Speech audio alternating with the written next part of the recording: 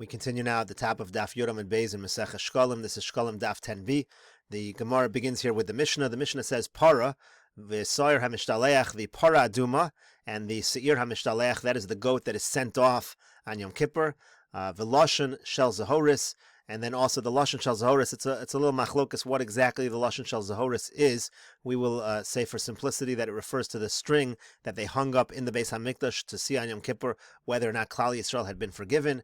All of these things, boyin mitrumas halishka, they are all bought. They're all purchased using the money from the trumas halishka. Again, that's the machas shekel that was put in the chamber. They took some of that money out and they put it in the kupa, in the box. That was called the trumas halishka. That money was used to buy, again, the para aduma, the seir hamishtalech, again, the seir that's sent off to Azazel, and this lashon shel zahoris. The Mishnah continues, kevesh para v'kevesh seir hamishtalech. There was a ramp that connected the Harabayas to Harazesim or to Haramishcha. That ramp is what they used to transport the Para Aduma. They wanted to keep it from being Tameh. They also had a ramp that was used for the Sar HaMishtaleach, again, that led the Seir. That ramp went towards out of the city because they took it out of the city. So those ramps, the Lashon Shebein Karnav, also they had a string that they tied between the horns of the Sar HaMishtaleach. That also was an indicator whether Klal Yisrael had been forgiven. V'yamas Hamayim, there was a stream that ran through, a stream of water that ran through the Azara. V'chomos ha'iru migdaloseh, also the walls of the city, the towers of the city. V'chol tzar chayo'ir, and anything that was needed for the city, boin mishiyare halishka. So that was used from the shiyare halishka. Shiyare halishka refers to that part of the money that was donated that didn't make its way into the kupos. Kupos only were able to hold a certain amount of money, so the rest of the money that was left in the chamber, that was used for all these purposes. Abashal says, Kevesh para, when it came to the ramp for the Para Aduma, or the bridge for the Para Aduma, Kohanim Gedolim Osin Mishal Atzman, that actually the Kohanim Gedolim donated their own money for that purpose. Moser Shiyare Lishka, now the remaining part of the Shiyare Halishka that was not used, Mahu Osin Bohen. What would they do? What would they do with the leftover, the money that they already spent on everything else that they needed? So what would they do with the extra money? So the Mishnah says, Lochin bohen yenos shemanim v'siltos. They would buy wine and oil and flour, v'aschar lehekdesh, and they would make money off. In other words, they would sell these materials to various people who needed to bring karbanos, and they'd make a profit. And whatever profit was made, they would use that profit for hekdesh. Divrei Rabbi Yishmael, that's Rabbi Yishmael's opinion. Rabbi Akiva says, Ein mistakrin mishel hekdesh. You're not allowed to profit off hekdesh. In other words, if you have extra money that's left in the lishka, so you can't use it in order to do business, then hekdesh should make a profit. That's not allowed. And aflo mishel aniyim. Rabbi Akiva says similarly, let's say you have money that's for aniyim and you don't have any aniyim to give that money to, you can't use it to do business, even if you're going to use the profit for aniyim. That's not allowed. You have to leave the money where it is. And when there becomes a need for aniyim, you'll give it to the aniyim. Same thing over here. When there becomes some kind of need that you can fill, don't use it for profit. Use it for that need that is fitting for that money to be used for. Moser hatruma. Now, let's say you have leftover from the trumas halishka. So again, you put money into the various kupos, into the various boxes. You use it for the public karbanos. Everything is used, and now you have extra money. What do you do with it?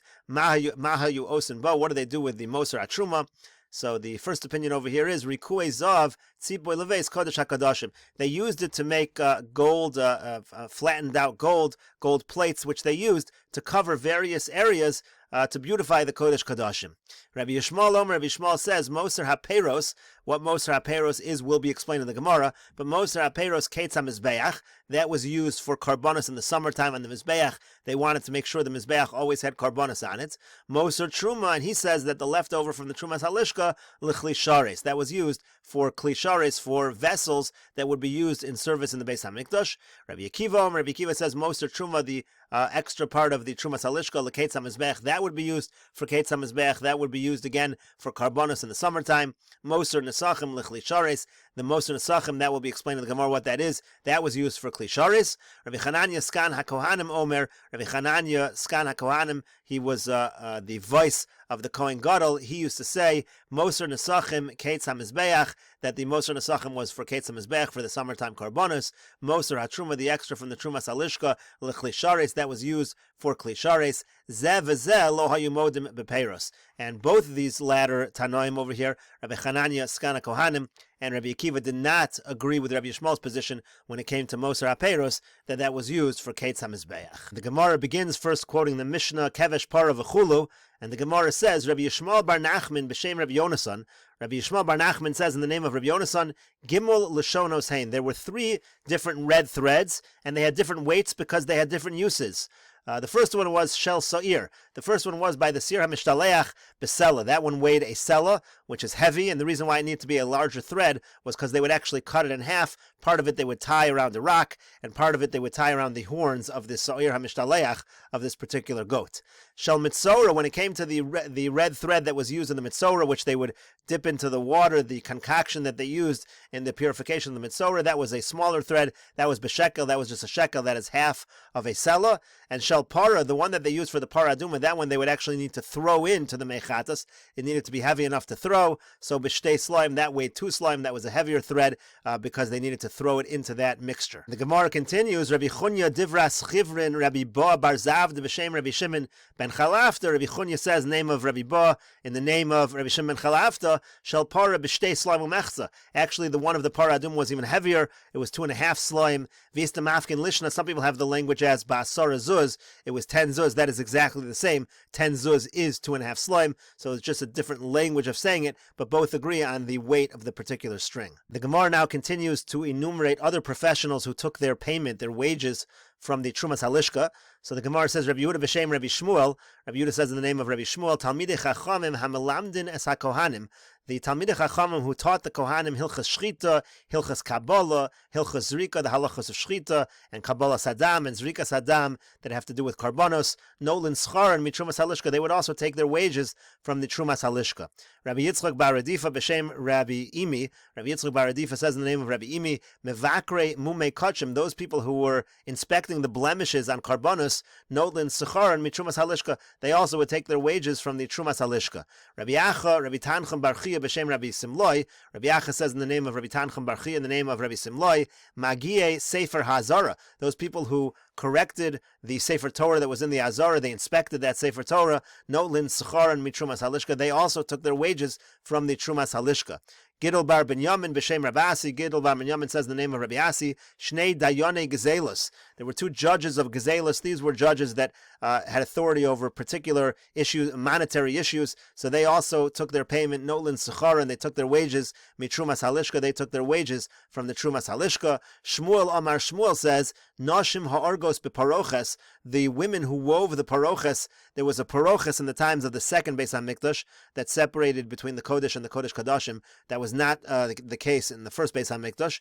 In the first Beis HaMikdash, they had a wall that separated, but in the second Beis HaMikdash, it was a larger building, so the wall would not stand up properly, so they used curtains. So the women who wove these curtains, Notlin Secharan, Mitrumas Halishka, they also would take their wages from the Trumas Halishka. Rabbi Chona Amar, Rabbi Chona says, Mitrumas Bedek Habayis. They would actually take from the donations that were made to Bedek Habayis. When it came to the curtains, you could not take from the Trumas Halishka. And the Gemara says, Ma Polig. What exactly is the machlokes here between Shmuel and Rabbi Chona? Why does one opinion say you take from the Trumas Halishka, these women, and the other one says not? So the Gemara explains, Shmuel Avad La Kekarbon. Shmuel says that the parochas is like a carbon. Now the Gra changes the gears here from carbon to kalim. In other words, the parochas is considered like vessels that are used in the Beis HaMikdash.